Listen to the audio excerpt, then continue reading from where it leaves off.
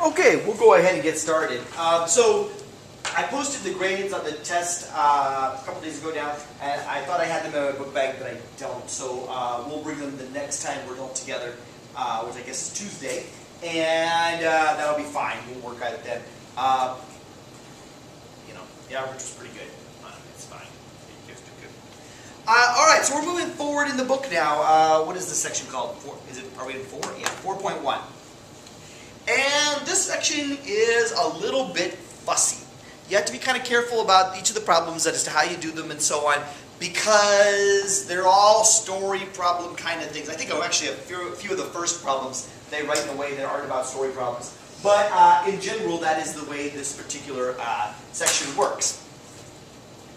Before we start with that, actually, though. So I enjoyed thoroughly annoying the crap out of the trig sections over the last 2 days. Because, yesterday was Pi Day. As in 3.14. And, Eric, how many of your math teachers over the years have annoyed you on Pi Day with like some kind of Pi-related activity or Pi-related joke or something like that? All of them. It's mandatory. You have to be an absolute to do that. Anyway, so I had to do it. And I had fun with it. Because I'm such a dork, I even own a copy of a book called The History of Pi. I can out-dork anybody when it comes to pi, let me tell you. Anyway, you know what you get when you divide the... Shoot, I can't... My son has a good pi joke, I can't even think. It's something like if you divide the radius of a pumpkin, divide the circumference of a pumpkin by its diameter, you get pumpkin pie.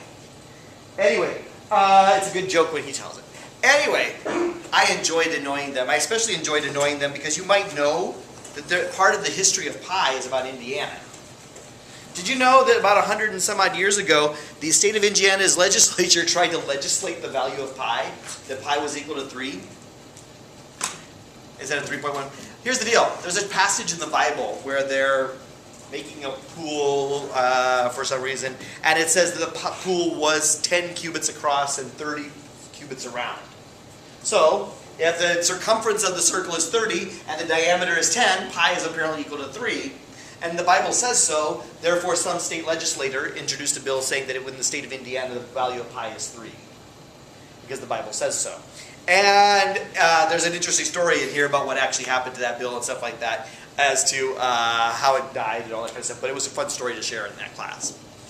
Anyway, so I hope you had some math-related fun. I thought about bringing some kind of activity or something like that, but it all sounded a little too corny. So it sounded more like something you do with 4th graders unless you do with somebody in calculus. So. All right, anyway, so moving forward into section 6.1. 6.1 is called related rates. And what they mean by this is when like two physical properties are changing, and they're changing in ways that are related to each other. At the beginning of the chapter, they talk about a balloon. If you're adding a certain amount of air to a balloon, two things about the balloon are changing. Its volume and its radius. So, for example, if you are adding air to the balloon at some known rate, here's your balloon, and you know you are adding, it has a certain volume, and for that matter, it has a certain radius, and you know you are adding air at some rate. Like, let's just say 1 cubic centimeter per second. Change in volume being cubic centimeters per unit time per second. This rate here, 1 centimeter cubed per second, this is change in volume with respect to time. It is how the volume of this balloon is changing. On the other hand, that is also related to how the radius is changing. The radius is related to the volume. I always forget, is it 4 pi r cubed? So there is also a rate at which the volume is changing. I'm sorry, the radius is changing. That's what they're talking about. We want change in radius with respect to time. And that is why these are two related rates. We have a change in the volume and we have a change in the radius, and they're not separate from each other. All right, so how are we going to do this? Well, what we need is an equation that relates the two things that are changing. And that's in fact what I have right here. This is an equation that relates, that's the right equation for a volume of a balloon, isn't it? 4 pi r cubed? I think so. Yeah. Okay. So, what we need to do then is figure out how these things are, if this is how those two quantities are related, so we have some kind of equation that only has those two things as the variables, in this case radius and volume. Now what we're going to do is take the derivative of both sides with respect to time. Okay. So let's take the derivative, in this case with time, we'll see there'll be other examples. Change in volume with respect to time is equal to, now take the derivative of this side here, I'll even do it kind of explicitly. Take the derivative with respect to time of 4 pi r cubed. Well, that is 4 and pi, because those are just constants, times the derivative of this, 3r squared, times dr dt, the change in radius with respect to time. Remember, it's like a chain rule type thing. The derivative of the outside times the derivative of the inside. But dr dt, the rate of change of radius with respect to time, is what we're trying to solve for. And change in volume with respect to time is what they're giving us in that problem. So now it's just a matter of rearranging things or whatever, except what's with this? Well, they'll have given you something in the problem.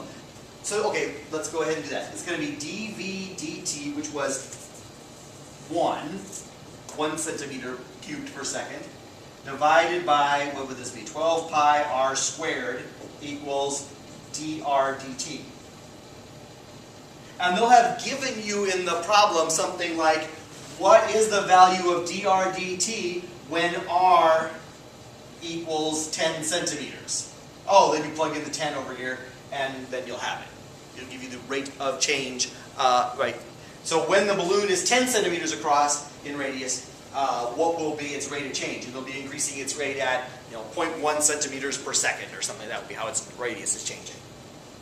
Let's do some of the actual examples on there, because this one I kind of made up the numbers, and see how we're going to make this work. I like example 3.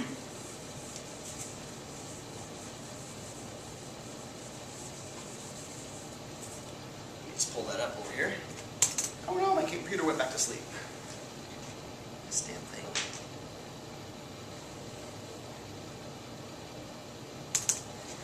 Okay, there we go.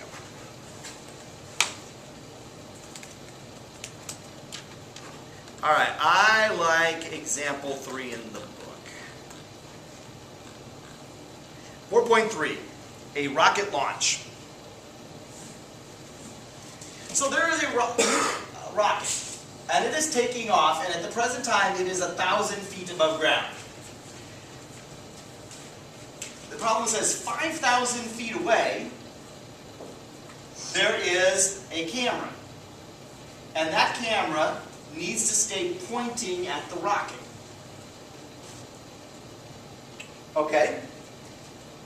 To stay pointing, we want this angle theta to stay wherever the rocket is. So as the rocket goes up, we are going to be changing the position of the camera as well.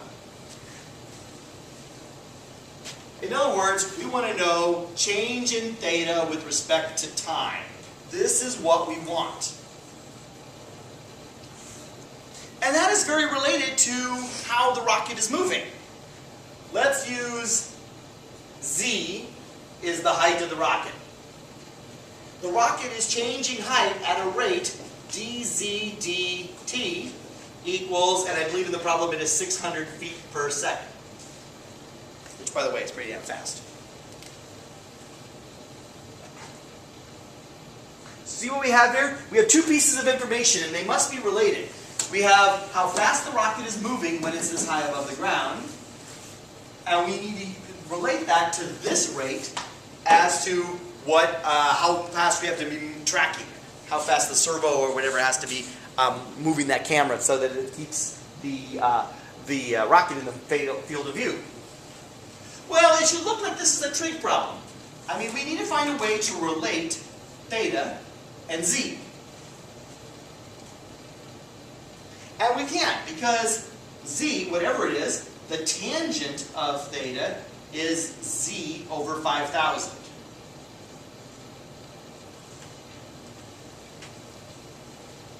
We now have an equation that relates the two terms that we're trying to relate. Based on how high we are, we know how high the angle, well, we kind of know. Let's take the inverse tangent of the left, and let's take the inverse tangent of the right.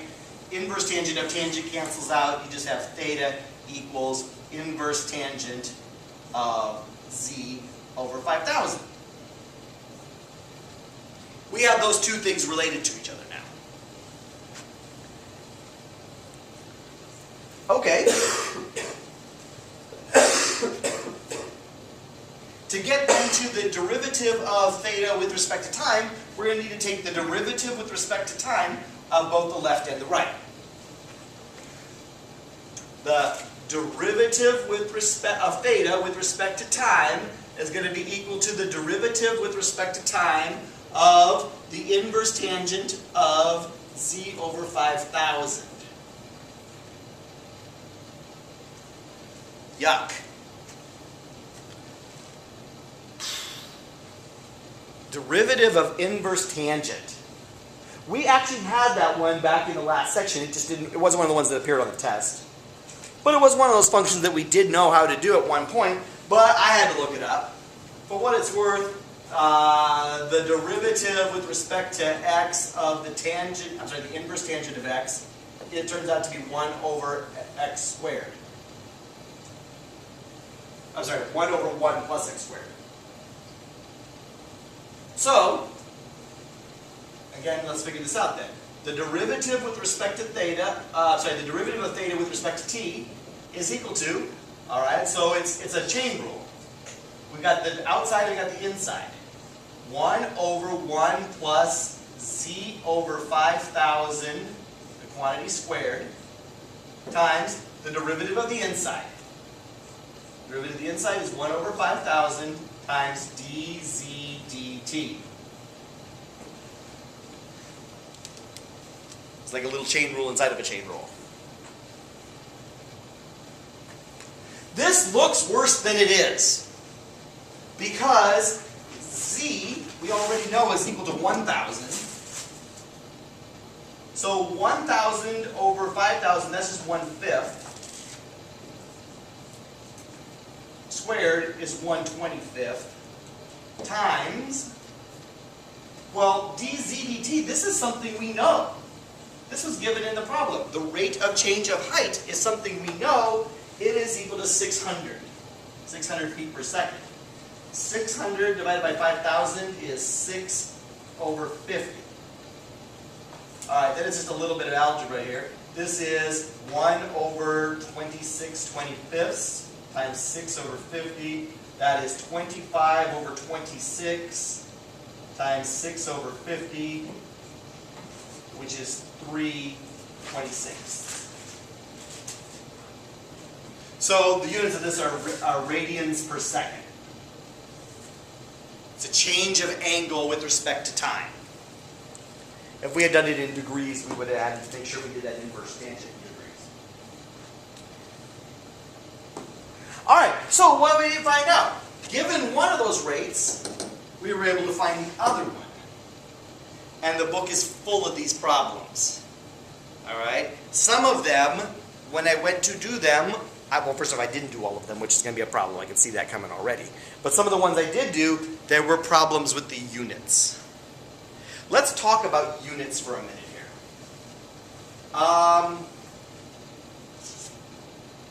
This might not be the best example of that, but we'll try here.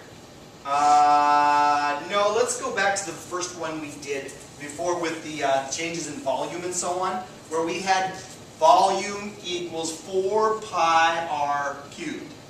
Volume should have units of meters cubed. And 4 doesn't have any units, pi doesn't have any units, radius has units of meters. meters cubed. They should work. Let's take the derivative of both sides. The derivative of v with respect to time was equal to 4 pi 3r squared dr dt when we did this. Let's make sure these things, the units, work out. Volume has units of meters cubed per, okay, then bottom here, time has units of second. Makes sense, right? This is change in volume with respect to time. Should be change in volume, cubic meters per second. Actually, I think they use centimeters now. Let's use centimeters. Equals, there's no units to 4, there's no units to pi, there's no units to 3. R squared. R has units of centimeters, so centimeters squared, times dr dt. dr has units of centimeters, change in radius, divided by time. Centimeters cubed per second. They match. Here's the deal. A handful of problems in the back didn't have units that match. Like they must have been typos when they set the units. And then I'm not quite sure what they wanted you to do. So I kind of had to skip around a little bit with the problems to make sure that didn't happen. Fortunately, I think I have that under control now. So let me get you guys the assignment. And we need to have a little bit of time to actually, hold on. Alright, so, where did it go? Calculus, there it is. What? There's no network?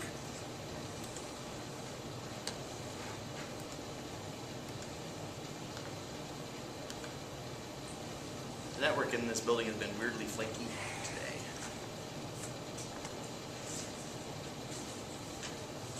Alright, so today, on page 350, you do 1 through 9 odd, and then you hit a stretch of them where there seemed to be problems with them. So we then skip to 19, and then you skip to, I think it's 29. Double check. Yeah, that sounds right. There were problems along the way. Like, for example, in one of the problems, it was one of these balloon things. And it was saying air was being added at a rate of 1 meter per second. Well, wait a minute. It should be a change in volume with respect to time. Like, it should have been 1 cubic meter, not 1 meter per second. You don't add a length of air, you add a volume of air. So there were a couple of those, I'm like, I don't know how they got to the answer because the problem doesn't make any sense. All right, so anyway, I think we get past any of them that have those kinds of problems on here this way. All right, go ahead and get a start on that, and I will be glad to answer any questions.